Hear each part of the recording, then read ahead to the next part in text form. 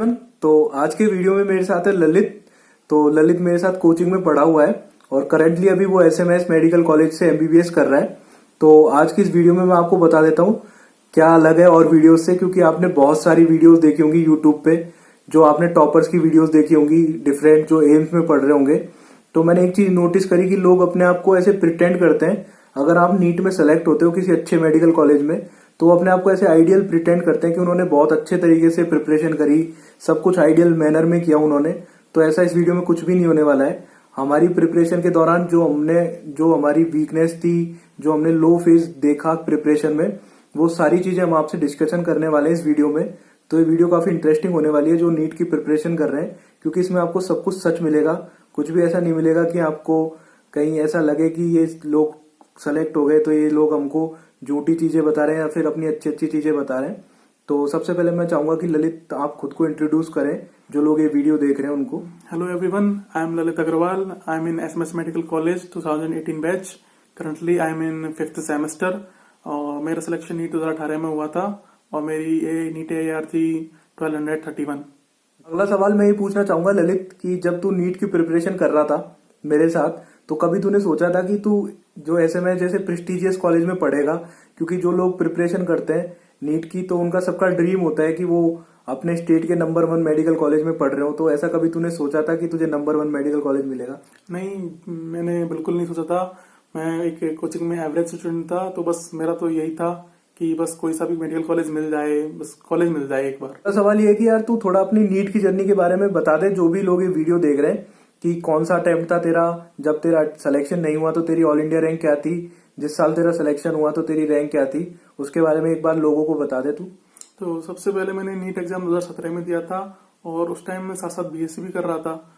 और उसी time BSc और नीट की एग्जाम डेट्स बिल्कुल पास पास थी, तो मैं ढंग से तैयारी नहीं कर पाया। तो उस साल पेपर अच्छा नहीं हुआ और मेरी रैंक करीब 25,000 की समथिंग आई थी। तो फिर अगली साल मैंने सोचा कि मुझे एक की ही तैयारी करनी चाहिए, तो मैंने केवल नीट पे ही फोकस किया।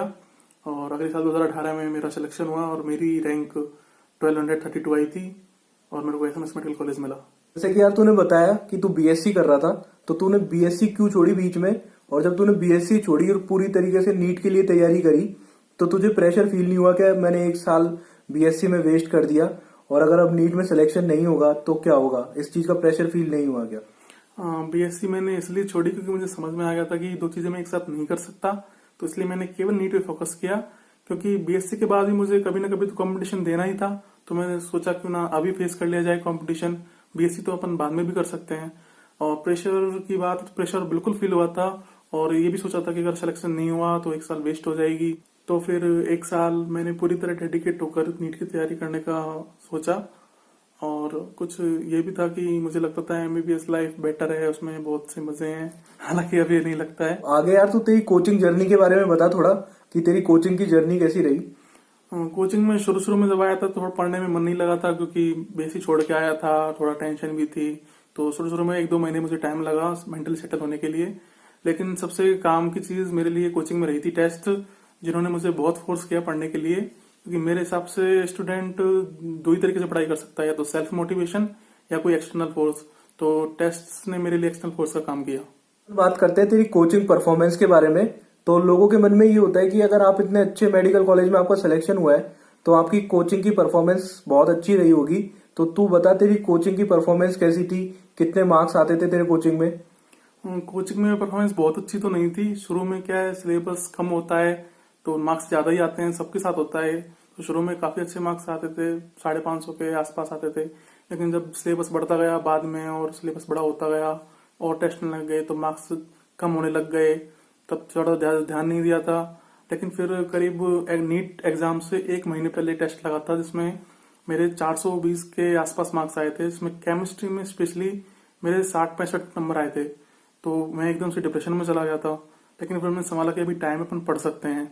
उस टेस्ट में स्पेशली ऑर्गेनिक केमिस्ट्री ज्यादा आई थी, तो ऑर्गेनिक केमिस्ट्री पुलकित बहुत अच्छे से जानता था। तो मैं इसके पास आ गया भाई, इसने मुझे समझाया और उसके बाद मैंने काफी सारे क्वेश्चंस की प्रैक्टिस करी ऑर्गेनिक केमिस्ट्री के। और उसके बाद मुझे प्रैक्टिस करने के बाद इतना कॉन्फिडेंस आया कि हाँ मैं कर सकता हूँ। फिर मैंने और रिवीजन किया ऑर्गेनिक केमिस्ट्री का और 3-4 दिन में इसी के साथ रहा। और उसके बाद मुझे लगा कि हाँ बस मैं मैनेज कर लूंगा और कहीं ना कहीं तो मेरा सिलेक्शन हो ही जाएगा। तो यार मैं एक बात बताना चाहूंगा वीडियो में आगे बढ़ने से पहले कि इसने लास्ट में केमिस्ट्री इतने अच्छे से पढ़ी थी, ये मेरे पास रुका भी था 2-3 दिन, तो इसने इतनी मेहनत करी थी कि इसके मैंने पढ़ाया था इसको केमिस्ट्री, ऑर्गेनिक केमिस्ट्री, पर जब नीट का पेपर हुआ तो इसके मार्क्स मुझसे ज्यादा थे केमिस्ट्री में। अगले सवाल पे चलते हैं, जो सब्जेक्ट वाइज स्ट्रेटेजीज होती है कि आपने सब्जेक्ट वाइज कहाँ से क्या पढ़ना है, तो उसके बारे में तू बता थोड़ा।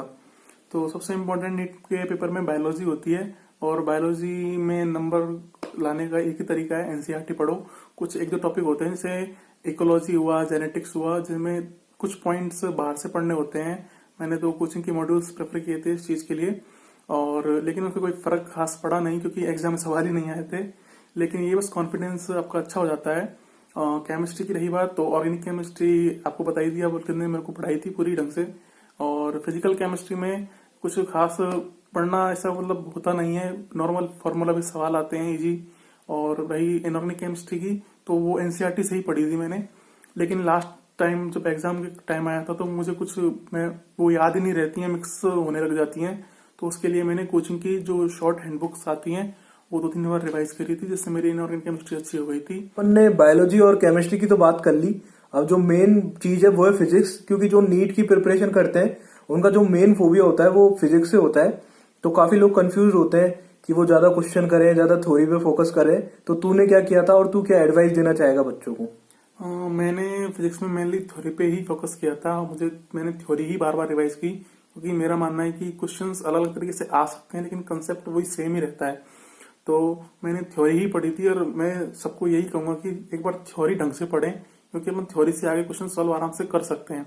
लेकिन क्या सभी का माइंडसेट अलग अलग होता है, तो जिसका थ्योरी से नहीं होता है वो क्वेश्चन भी सॉल्व करे, तो जिससे आपको फील गुड हो आप वही करें, वो ज्यादा इंपॉर्टेंट है। और क्वेश्चन मैंने भी किए थे थोड़े बहुत, क्योंकि टेस्ट से थोड़ी बहुत प्रैक्टिस तो हो ही जाती है, टेस्ट वगैरह देते हैं। और साथ में कुछ सॉल्व एग्जाम्पल्स भी किए थे हर चैप्टर्स के, कुछ 20, 30, 40 जो भी मेरे को सही लगते थे मैंने वो किए। और प्रीवियस ईयर्स के क्वेश्चन भी जरूर करें, क्योंकि वो बहुत ज्यादा इंपॉर्टेंस रखते हैं। जैसे कि आपने इस वीडियो में देखा कि कैसे आपको शुरू से टॉपर होने की जरूरत नहीं है, आप एक एवरेज स्टूडेंट बन के भी बहुत अच्छे कॉलेज में जा सकते हो, जैसे ललित ने अचीव किया।